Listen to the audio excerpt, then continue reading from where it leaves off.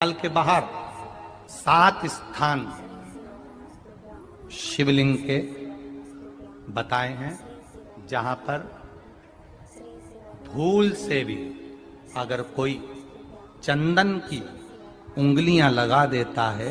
7 स्थान ऐसे हैं जहां चंदन की मात्र उंगलियां लगा देने से ही शिव पितृलोक के पितरों को मुक्ति प्रदान करके बैकुंठ लोक का निवास देंगे।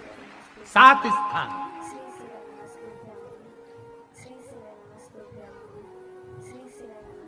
और वो 7 स्थान जो चंदन के बताए गए हैं, पहला भगवान देवाधिदेव महादेव के शिवलिंग पर चंदन का लेपन। समझ लेना जरा बहुत अच्छे से। आपको लगता है स्वप्न में कोई मुर्दे दिख रहे हैं या कोई जल रहा है या कोई मर रहा है या कोई चला गया है, ऐसा भय लगता है।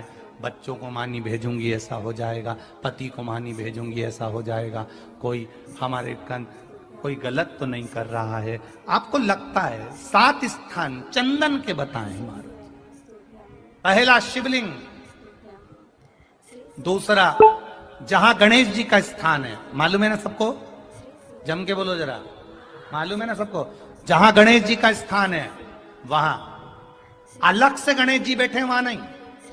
शिवलिंग में जलाधारी के ठीक सामने राइट में गणेश, लेफ्ट में कार्तिकेय, बीच में अशोक सुंदरी। तो पहला चंदन बाबा के शिवलिंग पर, दूसरा गणेश जी पर चंदन की उंगली, तीसरा षडानंद कार्तिकेय पर चंदन की उंगली, चौथा अशोक सुंदरी पर चंदन की उंगली, पांचवा जलाधारी पर चंदन की उंगली, छठा जो शिवलिंग का जल बह रहा है इसके ठीक विपरीत की ओर चंदन की उंगली, और 7वां चंदन नंदी के मस्तक के ऊपर जो 2 सींग लगे रहते हैं उस पर चंदन की उंगली। ये कब लगाई जाती है? या तो अमावस्या के दिन। आपको लगता है कि हमारे पूर्वजों का उद्धार नहीं हुआ, हमारे पूर्वजों का कल्याण नहीं हुआ, कहीं अधोगति में कोई चला गया है, उसका बस एक बार, रोज नहीं जरूरत है, प्रतिदिन जरूरत ही नहीं, महीने में एक बार अगर अमावस्या के दिन भी आपने चंदन के थोड़ा सा चंदन अगर मेरे देवाधिदेव महादेव को 7 स्थान पर समर्पित किया है। अशोक यहाँ पर वर्णन कर रही है, मैना, धन्य और कला की कथा कह रही है। तीनों ने सनकादि ऋषियों से मांगा। चंदन भगवान को अति प्रिय होता है और चंदन ही एक ऐसा होता है जो पितरों को भी प्रिय होता है, जिसका स्पर्श मात्र लगने से पूर्वजों का कल्याण हो जाता है, वो चंदन है। तो आप लोग जो पशुपति व्रत कर रहे हो या कोई भी उपास करते हो, कई लोग कहते हैं हमने करा नहीं हुआ। क्यों नहीं हुआ? उसमें हमारी गलतियों को हमें छाट। ये देखिए,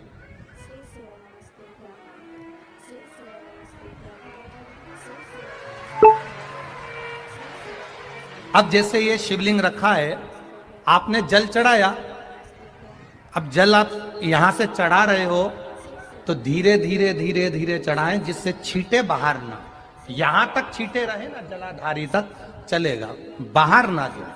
और एक बात का स्मरण रहे, यदि बेलपत्री, फूल, पत्ती जल चढ़ाने के बाद ये सब अगर नीचे गिर जाए, जलाधारी पर गिर गया या नीचे उतर गया, तुम्हारा पूरा जल चढ़ जाए, तुम्हारे पास में चंदन नहीं है, अबीर नहीं है, गुलाल नहीं है, कुछ भी नहीं हो, तो भी अपने हाथ की 3 उंगलियों से रेखा 3 खींचकर और फिर जो माला आदिकाधिक भगवान की रखी थी उसी से भगवान का वापिस पूरा श्रृंगार कर कर फिर वापिस आइए, भगवान को पूर्ण श्रृंगार।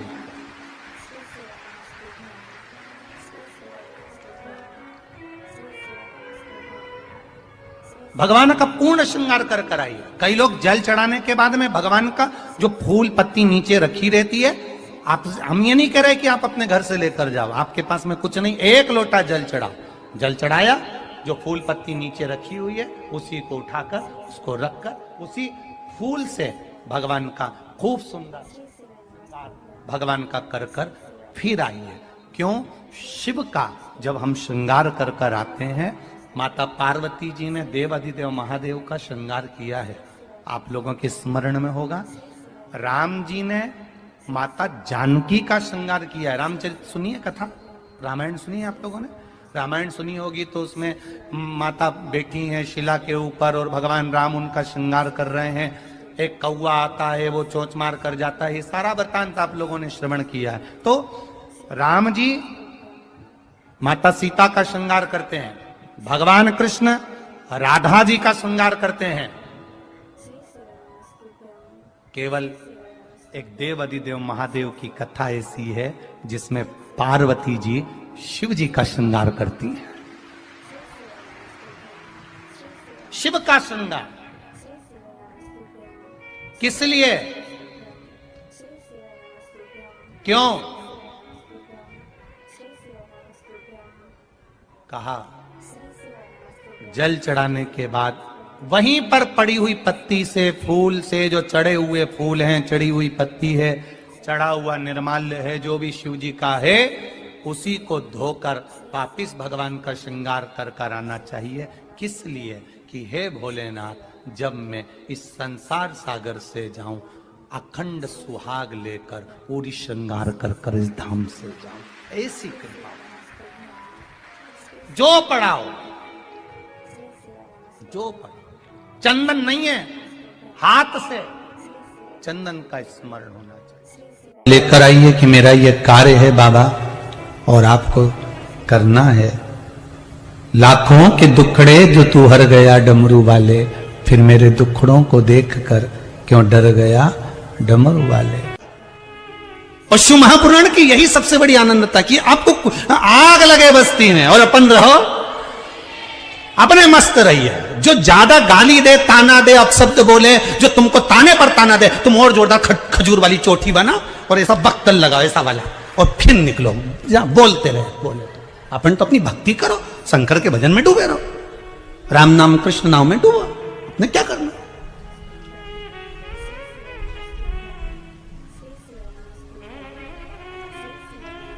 महाराज,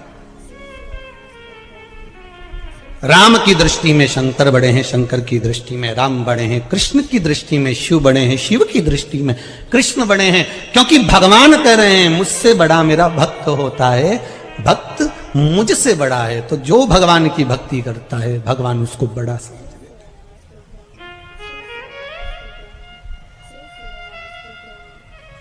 फिर वो कैसा भी भक्त हो। देवराज नाम का ब्राह्मण चोरी का धन लेकर शंकर जी के मंदिर में गया था। ब्राह्मण देवता कथा सुना रहे थे और एक क्षण की कथा उसके कानों में पड़ गई और वहां से वो चल दिया। अब जो ब्राह्मण देवता कथा सुना रहे थे उनको क्या मालूम था कि चोर है, वो तो भक्त समझ रहे थे।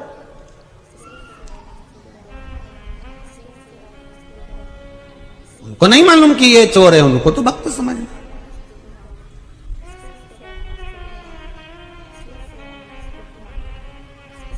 जैसे बेलपत्र के वृक्ष के नीचे चढ़ाया गया पानी हमारे पितरों को प्राप्त हो जाता है, शिव जी को चढ़ाया गया पानी 33 कोटि देवताओं को प्राप्त हो जाता है। उसी तरह भगवान देव अधिदेव महादेव को समर्पित करा गया एक बेलपत्र 3 लोक के हमारे संपूर्ण देवी देव जो भी विराजमान है उन सबको प्राप्त हो जाता है। जल की बड़ी महत्वता है कि जल शिव जी को जब चढ़ाया जाता है, जल जब हम बेलपत्री के पेड़ के नीचे चढ़ाते हैं, पीपल के वृक्ष के नीचे जल चढ़ाते हैं, आंवले के वृक्ष के नीचे जल चढ़ाते हैं, तो उसकी कितनी कितनी महत्वता होती है, उसकी कितनी मूलता है। दुनिया के लोग भले ना समझे पर उसमें पहले का नियम है हमारा, पहले जो भोजन होता था, भोजन बनता था, उसमें आंवले की खटास डाली जाती थी। आज के जमाने में तो लोग टाटरी डाल दें, नींबू डाल दें, ये सब बात की बात है। आंवला इसलिए डालते थे क्योंकि हड्डियां मजबूत रहती थी। अब आज के समय में तो कहाँ लोग बस वो चमनप्राश मिल जाए आंवले का तो खा लेवे, पर नियम अगर माताएं बनाए कि आंवला नवमी पर आंवले के वृक्ष से आंवले लेकर आवे, आंवला नवमी के समय पर बहुत आंवले आते हैं तो उसके बाद में उसके पहले कभी भी ले आओ और आंवले इकट्ठे कर कर वही जब दाल सब्जी भाजी बनाओ उसमें पटक दो थोड़ा सा एक आध आंवला, तो उसका जो रस तत्व है शरीर की हड्डियों के लिए अच्छा। तो हमारे यहाँ बेलपत्री का वृक्ष, पीपल का वृक्ष, आंवले का वृक्ष, इन तीनों जगह पर जो जल चढ़ाया जाता है उसकी महत्वता भी हमारे यहाँ दर्शाई गई।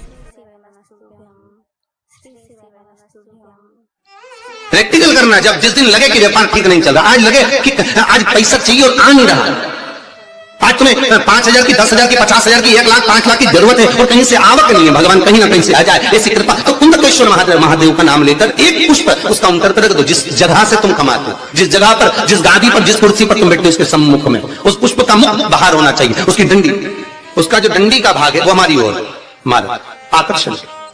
जैसे भगवान को जो फूल देते हैं, आपको मालूम होगा ना, भगवान को जो पुष्प देते हैं तो पुष्प का मुख कहां रखते हैं? भगवान की ओर।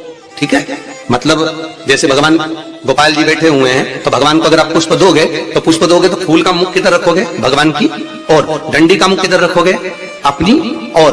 उसी तरह जब अपने कार्य की सिद्धता के लिए अपन कोई कार्य कर रहे हैं, किसी को देना है हमको, तो ये पुष्प का मुख बाहर की ओर रखना। हमको जब काउंटर पर रखे तो सम्मुख रखे कि इससे हमें कुछ प्राप्त हो।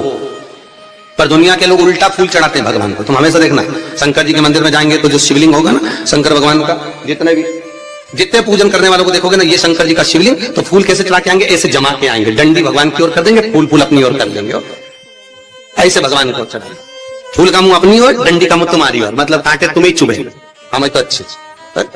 लोगों को पुष्प चढ़ाना भी नहीं आता, पुष्प भगवान को देना चाहिए। बोलो रे भाई, भगवान को रिझाने के लिए कितने फूल भगवान को देना चाहिए?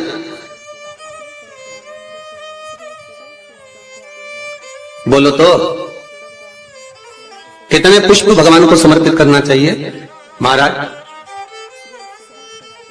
भगवान को कितने पुष्प देना चाहिए रिझाने के लिए? भगवान को, अभी यहां से आवाज आई थी, 4 पुष्प भगवान को समर्पित करना चाहिए। कितने पुष्प? 4। बचपन, जवानी, अधेड़ी और बुढ़ापा, 4 अवस्था संवारने के लिए भगवान को 4 पुष्प दिए जाते हैं।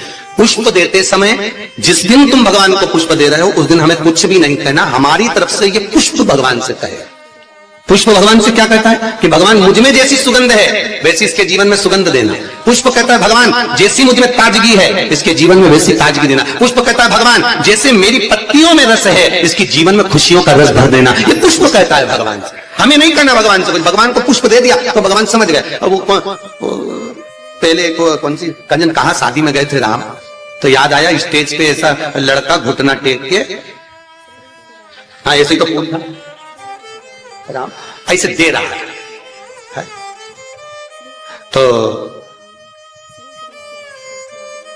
हमने पूछ लिया, भैया ये हमारे यहाँ तो ब्याह में जब भावर होती है उसके पहले जयमाला कराते हैं, माला पिना देते हैं, तो ये फूल मूल का चक्कर तो हमको समझ में ही नहीं आया। तो हमने पूछा ये फूल काय को दिया है? तो कहा गुरु जी समर्पण के लिए दिया। हमने कहा बहुत बढ़िया। तो हमने कहा गोभी का दे देता तो सब्जी तो बन जाता। हम समर्पण के भाई देव मना नहीं है, पर हमारे यहाँ ऐसा विधान नहीं है फूल वगैरह देने का।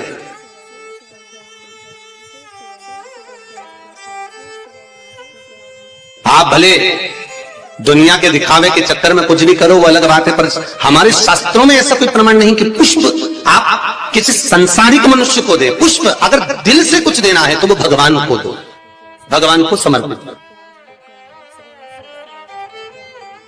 हाँ कोई गुरु है, सतगुरु है, हम तो उनके लिए भी कहेंगे अगर कोई गुरुजन आया तो उसको पुष्प देने की जगह पत्तियां निकालकर उसके चरणों में बिछा दीजिए महाराज, गुरु के चरणार्थ। जैसे शबरी अम्बा, आप ही के यहाँ की शबरी अम्बा रोज सेज बिछाती थी, बुआरी काटती, लगाती, भगवान के लिए सेज बिछा कर रखती। भगवान आएंगे इंतजार करती, बाट जोती, आएंगे और भगवान आए, भगवान प्राप्त हुए। और जब शबरी अम्बा के दरवाजे पर जैसे भगवान के लिए पुष्प बिखेर देती है, आप भी गुरुजन के लिए, परमात्मा के सुख के लिए। आप ये नहीं कि भगवान को बहुत कुछ दो, भगवान को अगर 4 पुष्प भी दे रहे हो तो बहुत है, और पुष्प भी नहीं तो एक पंखड़ी भी आप भगवान को दे रहे हो तो भी चलेगा। तो यहाँ तो शिव महापुराण में तो ये भी नहीं लिखा कि पंखड़ी भी दो, शिव महापुराण तो कहती है अपना दिल दो भगवान। क्या दो? अपना मन, अपना हृदय भगवान को दे दो। भगवान को संपदा नहीं, धन नहीं, दौलत नहीं, सत्ता नहीं, तुम्हारा वैभव नहीं, कुछ भी नहीं चाहिए। जो तुम पैसा चढ़ा रहे हो वो भी भगवान को नहीं चाहिए, जो तुम वस्त्र चढ़ा रहे हो वो भी भगवान को नहीं चाहिए, जो तुम आभूषण चढ़ा रहे हो वो भी भगवान को नहीं। भगवान तो करें हृदय दे मुझको, निर्मल मन सो मोहि पावा, आपका चित्त मुझे दे, और वो भी अच्छा देना। देखो हृदय भी देना तो अच्छा देना है, और भगवान को वो दो जो भगवान के पास में नहीं है। हम भगवान को वो देते हैं जो भगवान के पास में, ले आओ जरा वो फूल ले जाओ, भगवान को गेंदा का फूल चढ़ा दो, माला चढ़ा दो, ये चढ़ा दो। तो भगवान को, भगवान से भी तो पूछो तुम्हें अच्छा क्या लगता है, बताओ हम तुम्हारे लिए वो लेकर आएंगे। कभी भगवान से कहो जाके, अरे भाई तुम्हारे पास में अगर लाल कलर की साड़ी है और कोई तुम्हें लाल कलर की साड़ी दे दे तो तुम तैयार करोगी क्या? अरे बोलो तो, तुम्हारे पास तो पहले से अलमारी में 25-30 साड़ियां लाल कलर की रखी है, कोई पीली दे दे तो तुम तैयार नहीं करोगे। हाँ, ऐसा कोई कलर हो जो कलर तुम्हारे पास में नहीं है और किसी ने दिया तो तुमने उसमें तुरंत फाल पीको सब लगवा लोगों के तैयारी करके और तुरंत रख दिया। बोलो रखोगी कि रखोगी? और मालूम पड़े किसी ने लाल साड़ी दे दी, पीली दे दी, नीली दे दी, जो तुम्हारे पास में पहले से थी और अच्छी साड़ी थी तो तुमने बहू को दे दी। बोलो दी कि नहीं दी? तुम्हारे तो काम आ नहीं रही तो तुमने बहू को दे दी, और अच्छी थी तो बेटी को दे दी। थोड़ी भी साड़ी अगर गड़बड़ थी तो भागवत जी को चढ़ा दी। ठीक है, तो भागवत पे चढ़ा होता है। कोई ने पूछा था कि गुरुजी ये दुनिया के लोग आरती में ही खोटा सिक्का क्यों चढ़ाते हैं? मंदिर में लोग खोटा सिक्का क्यों चढ़ाते? फटा हुआ नोट, खोटा सिक्का मंदिर में चढ़ाएंगे, धर्म की जगह पर चढ़ाएंगे, अच्छी जगह पर कहीं नहीं देंगे। पर तो हमने कहा भाई सीधी सीधी बात है, जो दुनिया में कहीं नहीं चलता वो इसी के पास चलता। निभाता यही है जिसको सब ठुकरा दे, जिसको सब निकाल दे, जो कहीं ना चले वो महादेव के चरणों में चले। एक बार शंकर के पास पहुंच जा, खोटे सिक्के को भी चपटी भभूत में है खजाना कुबेर का। बताओ वो शमशान की भभूत कहीं चले? अरे बोलो तो कहीं नहीं चले। अगर कोई मुर्दा जलाने जाए तो घर आके नहाए, तो पत्नी करे बाहर बाल्टी रखिए नहा लो जा। और अगर ऐसे ही घुस जाए घर में फिर देखो तुम्हें तो अक्ल ही नहीं है, मुर्दा जला के आए हो, पूरी अक्ल वहीं पे छोड़ी आए थे शमशान में। बाहर जाओ नहाओ, कपड़े भी वहीं छोड़ दो, वहीं गीले करो, जिस गाड़ी पर आए हो गाड़ी पर भी पानी डलवाओ, चप्पल भी गीली करो, मोबाइल